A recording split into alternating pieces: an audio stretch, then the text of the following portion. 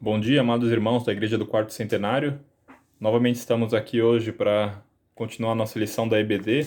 A nossa lição de hoje é a lição de número 13 da revista. Quem quiser acompanhar pela revista, é a última lição do livro de Gênesis, que vai abordar justamente esse intervalo entre 44, Gênesis 44 e Gênesis 50, os 6 últimos capítulos do livro.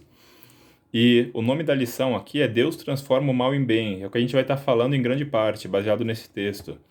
Eu vou mandar juntamente com esse vídeo, eu vou colocar logo aqui embaixo o link do texto bíblico para os irmãos que quiserem acessar online, mesmo de onde estão, os que não tiverem com Bíblia a dispor aí em facilidade, para que os irmãos que tiverem interesse possam depois também fazer as leituras necessárias e julgarem parte da história por conta própria, também conferir e seguindo o raciocínio que eu vou apresentar aqui.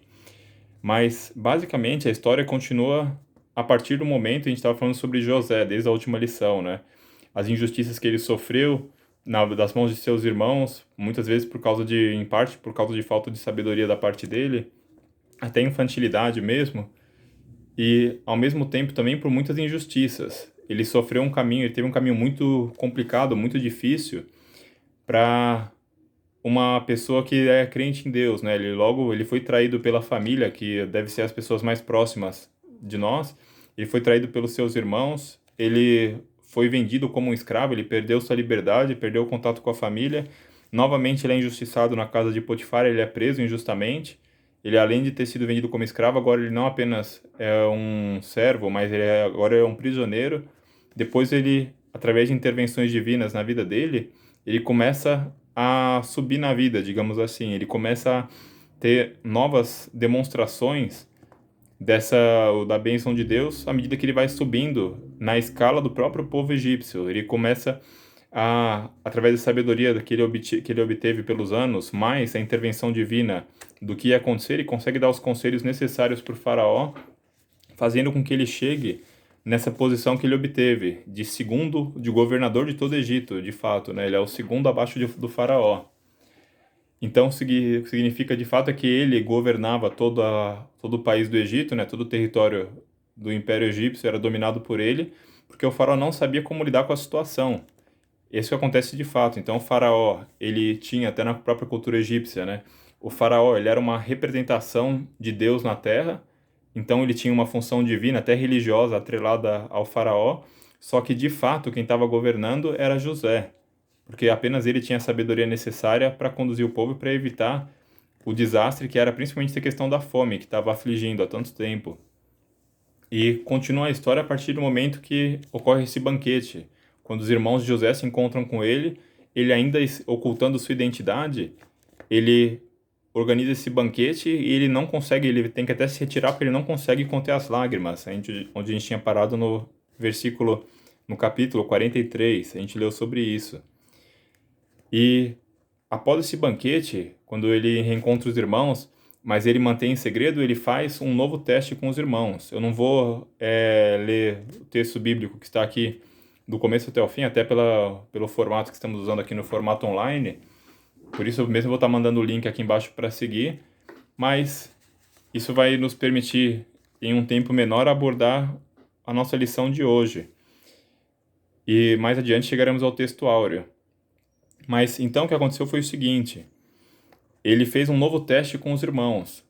Ele, tendo reconhecido os irmãos não reconheceram em parte porque a própria hierarquia da época exigia que você não podia olhar diretamente para uma pessoa que era de uma posição tão superior quanto era José nessa história, até mesmo Faraó, uma coisa que não é abordado quando a gente vê, até mesmo em filmes, em representações artísticas, em peças, novelas, que as pessoas estão tratando com o faraó, olhando para ele, o faraó olhando para as pessoas e conversando e estão discutindo soluções, mas na verdade não era assim.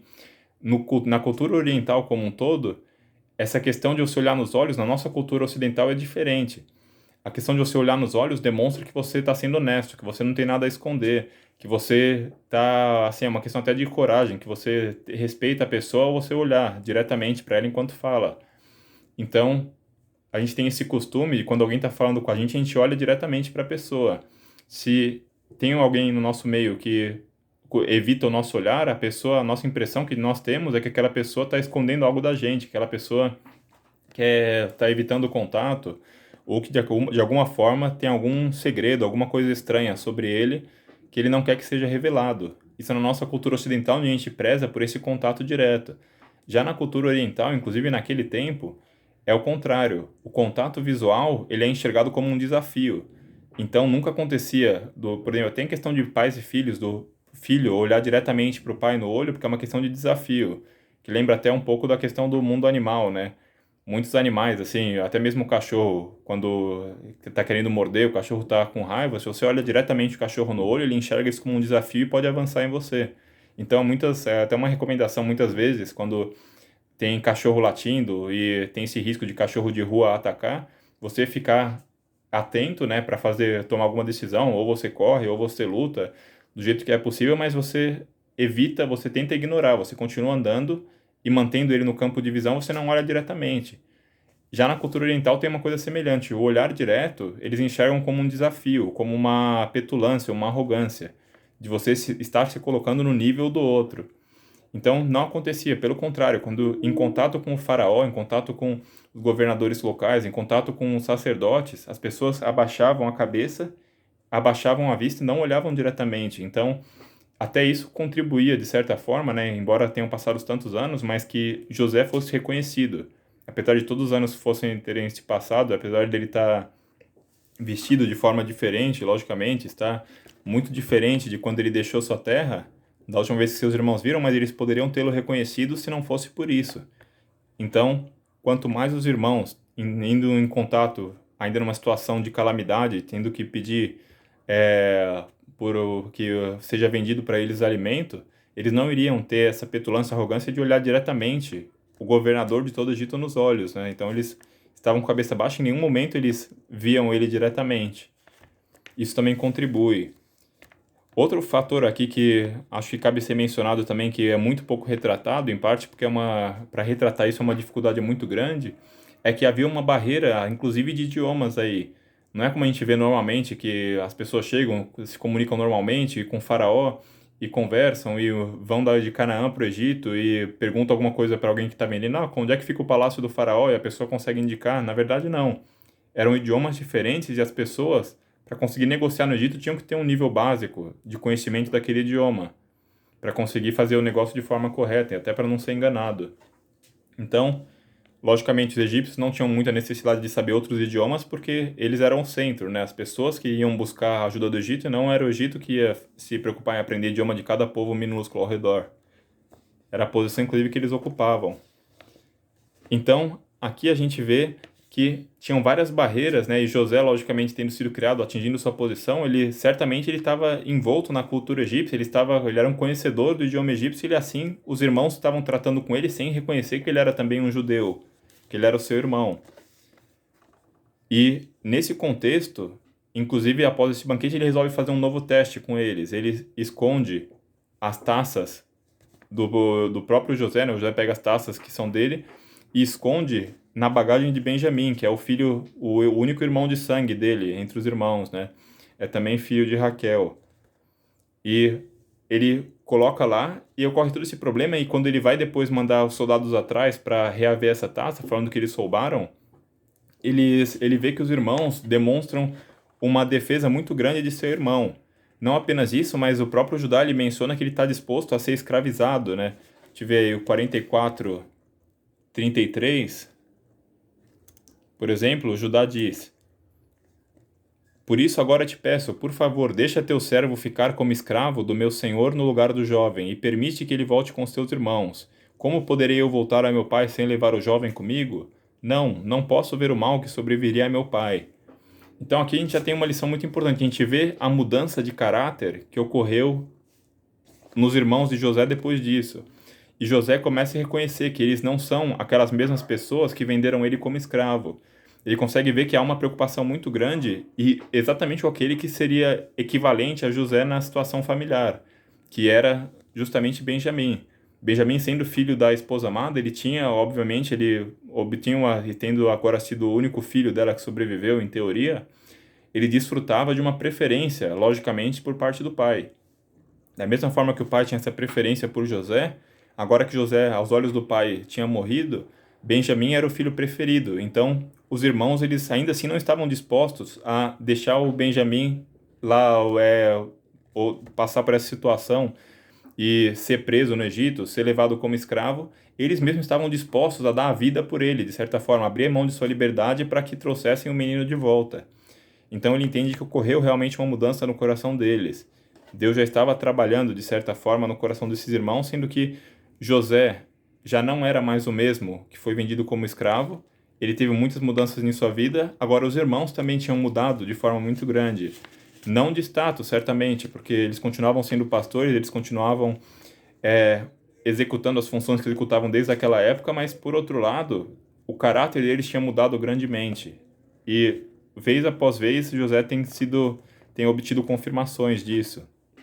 Então, da próxima vez que eles se veem, o José, ele então diz que um choro muito grande, ele chorou muito, e então ele se apresenta aos seus amigos e ele fala que eu sou o José, aquele que vocês venderam do Egito. E os irmãos, a primeira reação deles, eles têm esse susto, né? Eles estão se alegrando ao mesmo tempo por eles estarem vivos, porque certamente se arrependeram de ter feito isso no passado.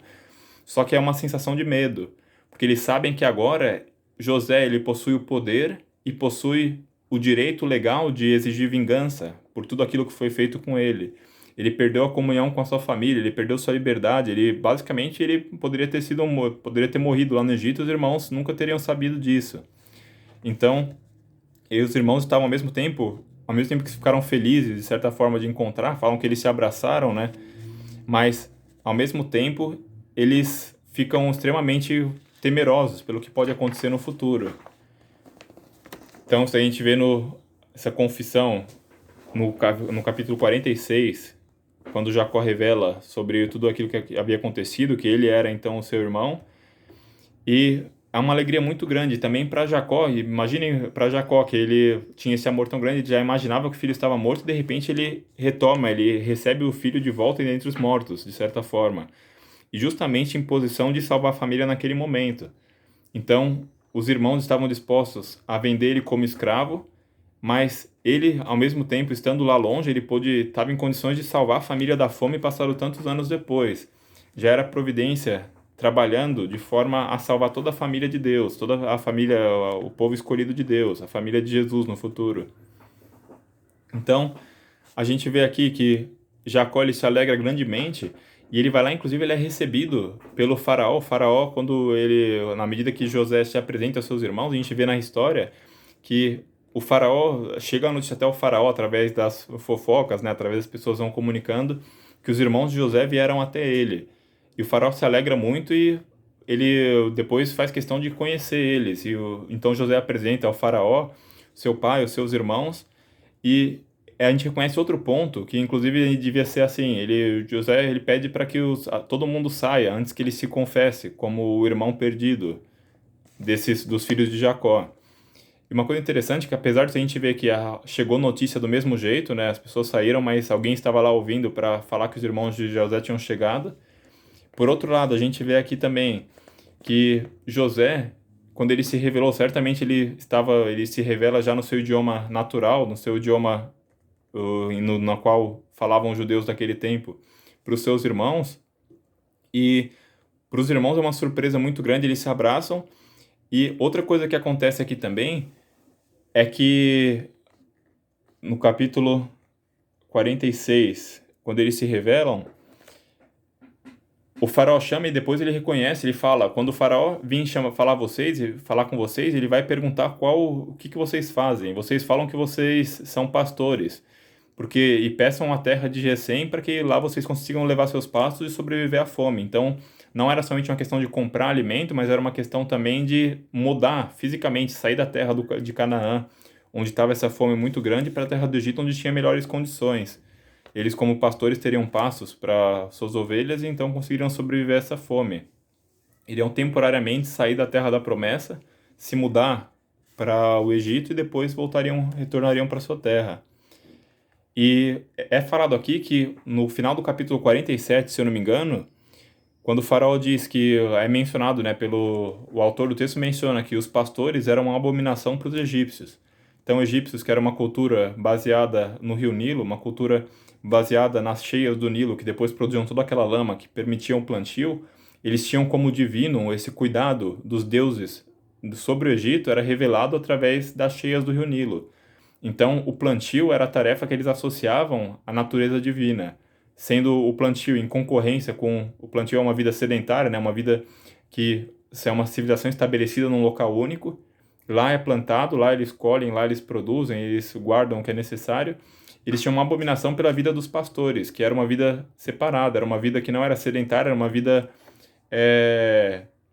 mais, assim, como se diz, era uma vida que não era localizada num lugar só, eram errantes na terra, né, os pastores. Eles estavam num local até que lá acabavam os pastos, eles se mudavam para outro e assim viviam. E era a forma de vida dos patriarcas. A gente vê que o próprio Abraão, também Isaac, eles estiveram em peregrinação por toda a sua vida, mudavam de lá para cá, inclusive relacionado com o próprio trabalho que eles exerciam. Já esse tipo de vida era uma abominação, a gente lê, para os egípcios.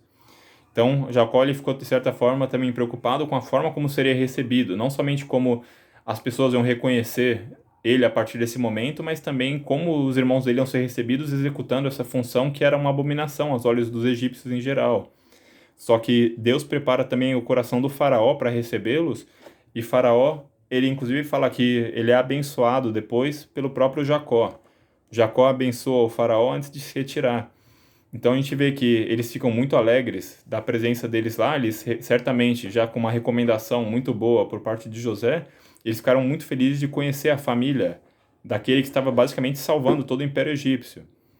Então eles colocavam toda a confiança deles em José para levar da crise, sendo que José não era um pagão como os egípcios, mas era um servo do Deus vivo. De certa forma, até mesmo os egípcios estavam pegando carona na vontade de Deus de abençoar José. A gente vê não somente isso, mas que a própria civilização egípcia ela também pega carona, de certa forma, na bênção de Deus, porque ao estar lá, ao manter a família dos judeus lá, eles conseguem construir grandes coisas, eles conseguem crescer muito juntamente com os judeus. Da mesma forma como os patriarcas, onde quer que eles se encontravam, esses lugares eram abençoados, essas pessoas que os recebiam eram abençoadas por receberem os patriarcas. Da mesma forma, o Egito foi abençoado grandemente na presença lá de José e também de seus irmãos futuramente. E com o tempo a gente vê que acaba se tornando um período de escravidão, né? Que já indo mais adiante para a história de Moisés, várias gerações de judeus que ficam lá, que ajudaram o povo egípcio a crescer, eles começam a sofrer debaixo do Império Egípcio, mas nesse momento eles são recebidos de braços abertos, apesar de eles exercerem a profissão que exerciam, que era uma abominação, por causa que eles conheciam o povo judaico agora através de José, que era aquele que estava salvando eles da fome. Então, até um paralelo, não relacionado assim, relacionado em parte, né, com a nossa lição de hoje, o principal que a gente tem para falar hoje, mas a gente vive, de certa forma, numa situação semelhante, né? A gente vive nessa paralisação total causada pelo vírus, mas também relacionado a isso, muitas pessoas que não pegaram vírus, que não morreriam por causa do vírus ou que pegaram sem consequências, não estão sendo tão afetadas, por exemplo, quanto pessoas que estão perdendo emprego, que estão até passando fome, né? Brasil não é um país que tem uma condição financeira como Estados Unidos, como países europeus, que se permite fechar totalmente por um ano e meio, 2 anos, e o governo sustentar cada cidadão de forma digna, que eles tenham condição de comprar alimento, tenham dinheiro para as suas necessidades, embora não estejam trabalhando pela situação da pandemia, a gente sabe que o Brasil não está nessa situação. O Brasil nunca foi um país assim. Então, para o Brasil estar paralisado pelo tempo que está, muitas pessoas estão passando fome. E a gente pergunta, né, falando aqui um paralelo interessante, as pessoas começam a vender aquilo que tem e fala que o Egito cresceu em grande parte por causa disso. Houve uma transferência muito grande de riquezas por causa que Egito conseguiu guardar de forma correta o que era necessário para passar por essa paralisação da fome. Então, as pessoas, os povos em redor, não encontrando comida, começaram a vender todo o dinheiro que eles tinham, deram em troco de comida do Egito. Então, o Egito tinha muitos grãos e ficou com todo o dinheiro desses povos. Logo em seguida, eles não tendo dinheiro, mas continuando a passar fome, eles vendem todos os rebanhos que tinham para que eles consigam se manter. Então, Egito fica dono então da maior parte dos rebanhos dos povos ao redor. ao trocar esses rebanhos por alimento. E mais adiante começa uma troca já por terra, à medida que os anos da fome vão continuando. As pessoas começam a vender a própria terra, a própria possessão deles em troca de obter alimento. Então a gente vê aqui que foi, em parte, essa estratégia que foi usada para tomar tudo aquilo que os povos ao redor tinham, que fez com que o Egito crescesse, de certa forma. Mas isso não apenas era embora seja uma forma assim, que o faraó utilizou para conseguir aumentar as posses, para conseguir obter um lucro absurdo, apesar de todo esse momento de fome que estava ao redor, a gente vê que Deus também estava usando isso para, no final, trazer justiça sobre o Egito por todo o mal que eles causaram. Mais adiante na história, em Êxodo, a gente vai ler mais sobre isso. Mas nesse momento, a gente vê que Deus está protegendo o Egito, está protegendo a família da promessa, a família da terra, a família do povo escolhido, através da bênção que ele traz sobre o Egito. E as aplicações práticas para a vida que eu gostaria de trazer aqui, já finalizando a nossa lição, são as seguintes.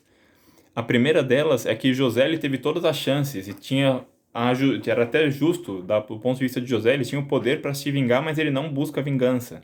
Ele também não é leviano, a ponto de acreditar simplesmente nos irmãos. Ele faz testes para reconhecer se aqueles irmãos eram os mesmos que tinham vendido, porque mesmo se fosse para se vingar de forma justa, né, de obter uma justiça sobre os irmãos, ele teria que saber que eram aquelas mesmas pessoas que venderam ele para o Egito. E ele vê então que não é mais assim, que os irmãos eles mudaram realmente, eles mudaram sua forma de agir e ele relega tudo aquilo que tem a ver com a justiça no tratamento com os irmãos, ele releva para Deus. Ele diz, Deus vai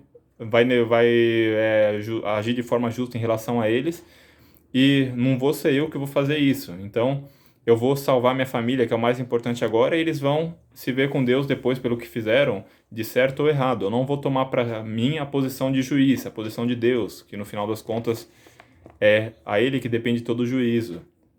Ele, estando com justiça, com razão em buscar uma vingança, ele não faz isso. Inclusive os irmãos, um ponto interessante da história, logo no final a gente vê, né, que os irmãos imaginaram que ele não estava buscando vingança por causa do pai, enquanto o pai estava vivo.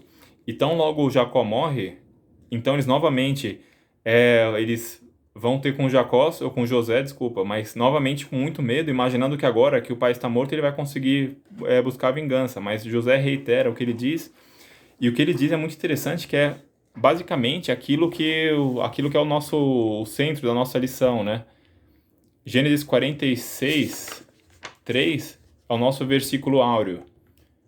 A gente lê aqui Gênesis 46, 3, que é um resumo de tudo aquilo que foi dito.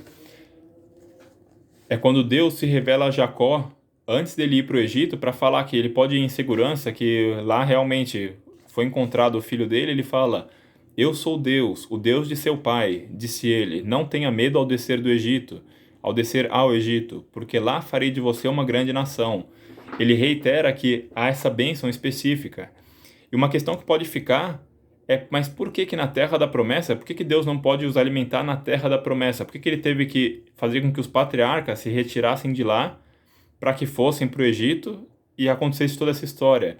A gente vê que não somente, em primeiro lugar, né, era importante que eles se conhecessem, que a terra da promessa não se estava falando de apenas uma terra aqui mesmo, no nosso planeta, porque não se fala apenas disso na terra prometida, né?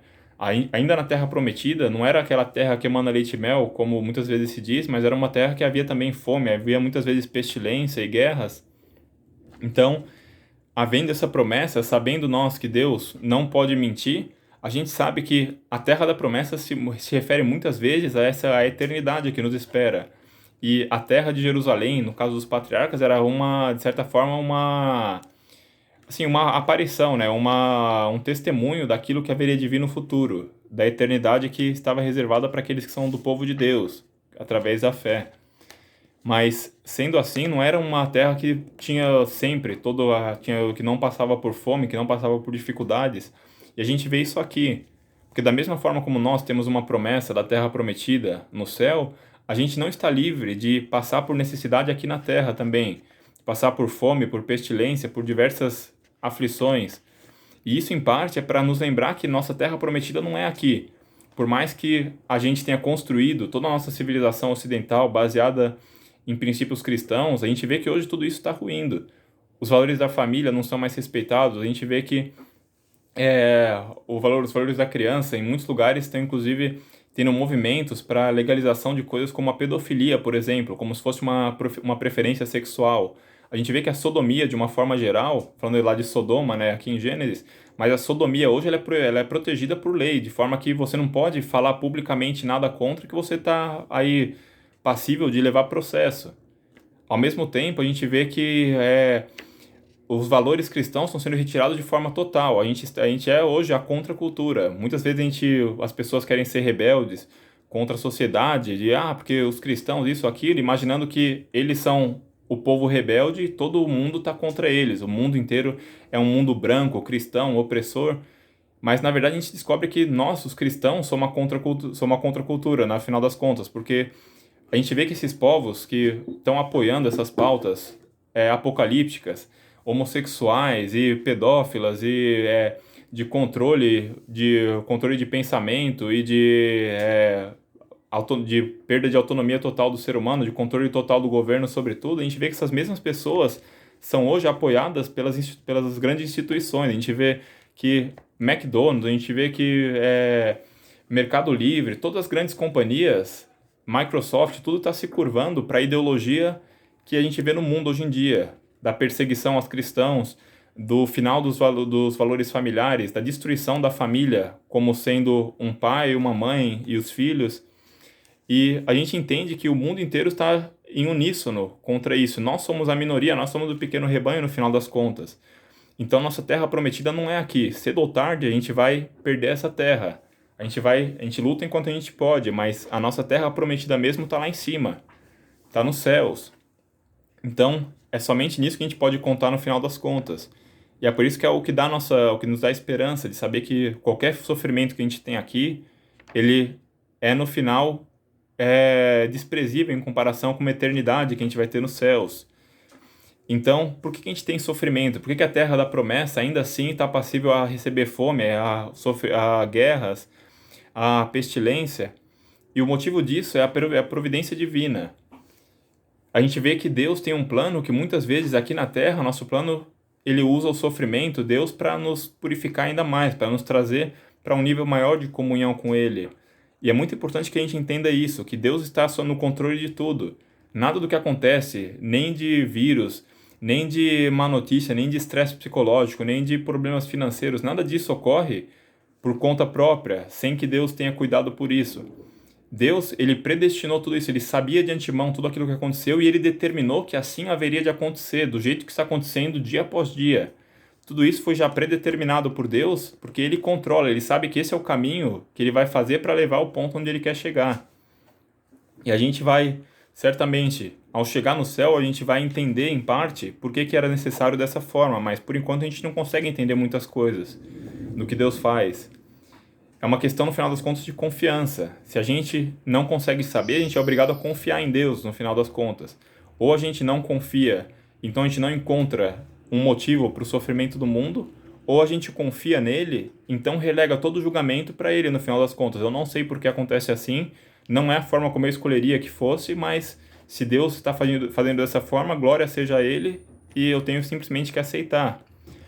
E quando a gente crê nessa doutrina que Deus, ele não apenas predestinou, mas ele controla cada fator que acontece na nossa história, cada minuto, cada partícula, nada se move fora da vontade de Deus, a gente entende que não existe nenhum sofrimento à toa, que tudo aquilo que a gente passa na Terra foi dado de forma milimétrica para Deus sobre cada um de nós, com o objetivo de trazer algo que ele quer trazer em nós, e aquilo vai fazer sentido no futuro para nós, à medida que Deus vai revelando o seu plano. Então o próprio José, ele diz que vocês não fizeram isso, mas foi a vontade de Deus para salvar a mim e a vocês, como hoje se diz. Ele fala essas palavras.